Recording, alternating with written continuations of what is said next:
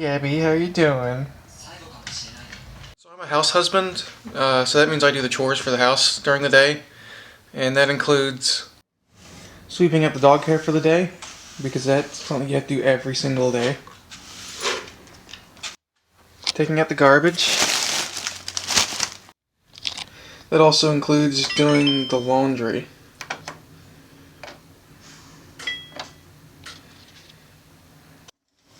Unloading the dishwasher. Loading it as well. Cleaning the counters. And then the rest of my day is just sitting on the couch working on my book until Jeanette gets home, and then I make dinner. And it's not a bad way to live, to be honest. Alright, I'm going to the cafe.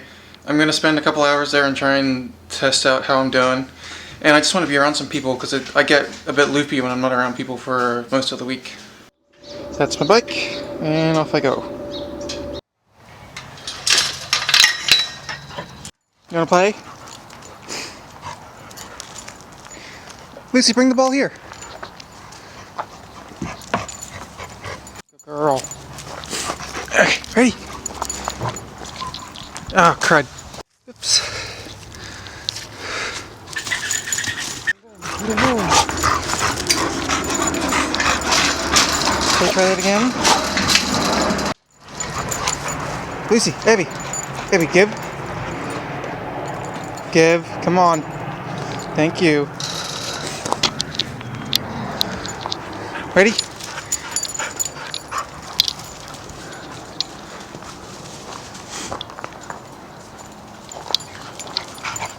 Okay, I've just gotten home. I got 3,000 words done. Averly and Jeffries came up from the catacombs, and she's got her locket. She's in the library now, going back down to it from. Sorry, she went upstairs because she realized she forgot her paperwork, her spell sheet, and talked to Rose and Samuel, who had been laying on the bed, kind of just canoodling, and shh, need to be quiet so I can get this video done, please. Okay? Thank you. Right, so Rose and Samuel were on the bed, just kind of laying, watching the ceiling. They may have been making out, I don't know yet. It's not really mentioned in the text. But they've headed off down to the post office. They've started walking down the street, they're holding hands. And they went and checked on, and Samuel checked on Barklin in the library, and he was found in the library with sitting on a huge stack of books, next to a huge stack of books, leaning against it. And he was quite happy. So now all 4 characters have been brought up to the current scene, and I'm focusing on Rose and Samuel going to the tram station to go to the post office. And I might intercut that with Barklin. I'm not sure yet. I haven't really thought about it too much. But it's going well. And the bike ride is nice. It's a 5K bike ride round trip, so I get some exercise in. It takes about 10 minutes to get there on the bike, which is quite nice, to the cafe. Next time I go, I'll bring the camera so you can see it. But yeah, I've had a good day. I'm at 80,000 words, so in a couple weeks I should be at 100,000, and I'm quite happy. I've been thinking about the animation that I want to do. This is my Sharpie style, and I really want to replicate it digitally, but I have a lot of trouble with drawing digitally for some reason. I haven't had the learning curve that I've had with airbrushing or heavy ink stuff. Like that stuff I can do really well, but when it comes to digital stuff, my hand gets all stunted and munted, and it just doesn't work as well. And I think it's just not having the years of work done that I have with the other styles. So I was thinking about the mouse tail animation today because I really want to get started on it, but I know I have to finish the book before I get started on it, because if I don't finish the book, I'm going to end up catching up and then having a big hiatus where I'm not ready. Or I'm gonna throw myself into the animation and get burnt out trying to learn how to do that.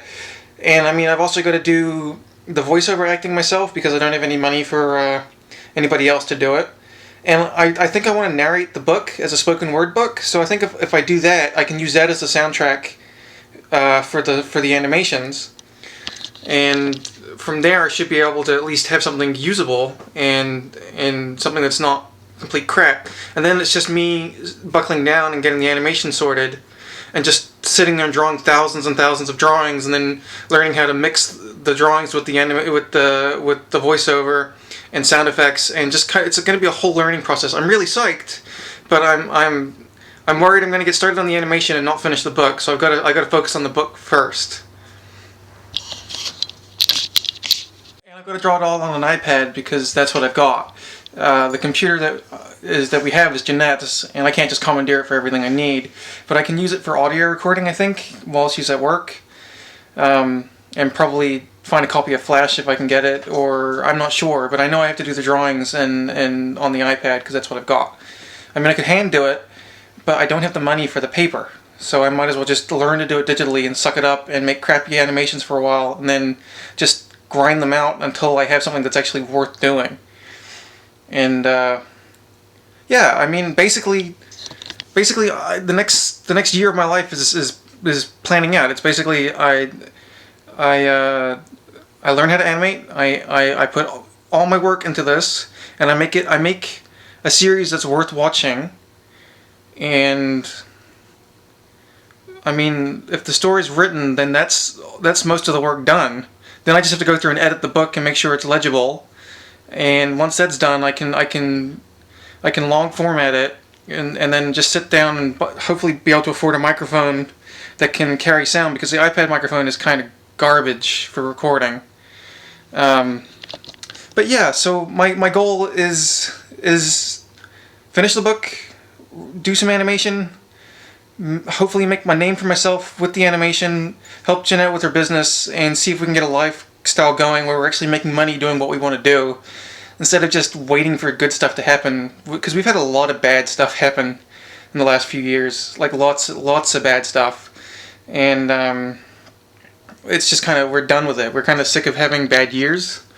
So if I spend the next year working my ass off, and I learn to do the animation, and I put myself into it with as hard as I can, because I know I'm a good artist when I want to be.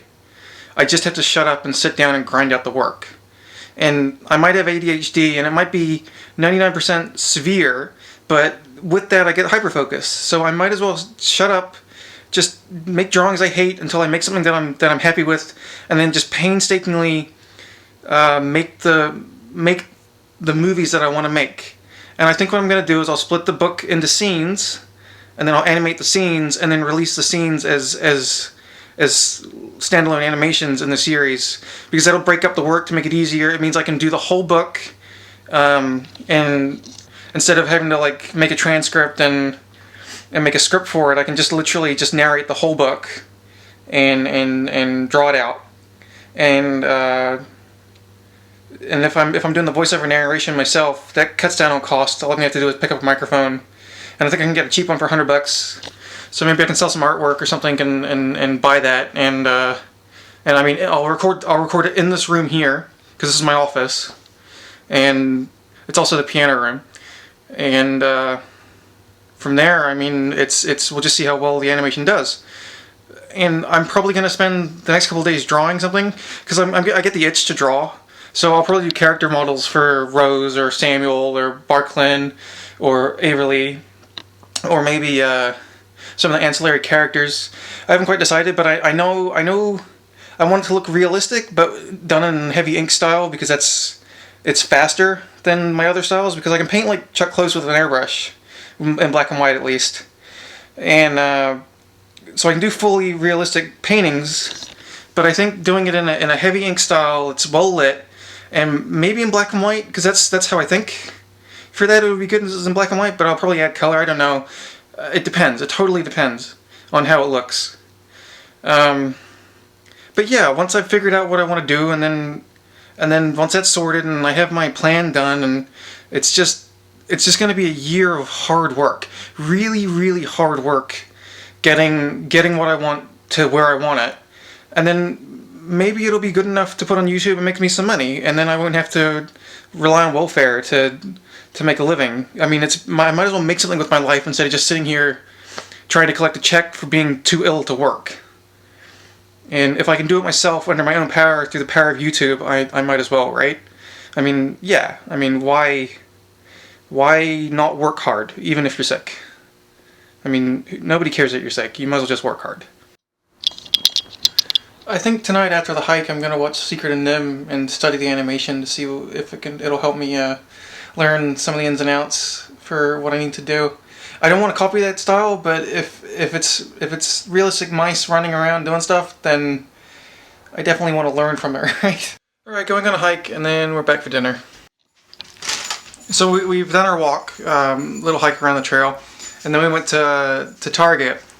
And we learned after a year and a half of living in Oregon that convenience stores, including 3 other places that we went to, don't sell hard liquor. Jeanette got sick and she's trying to make a hot brandy drink. So it took us a year and a half to learn that because we don't drink very much. But there was something really cool that happened at Target. I went to get popcorn and the guy's like, "Oh, you're a regular. I'm going to give this to you for free." And that was super nice. I must be known as the popcorn guy though.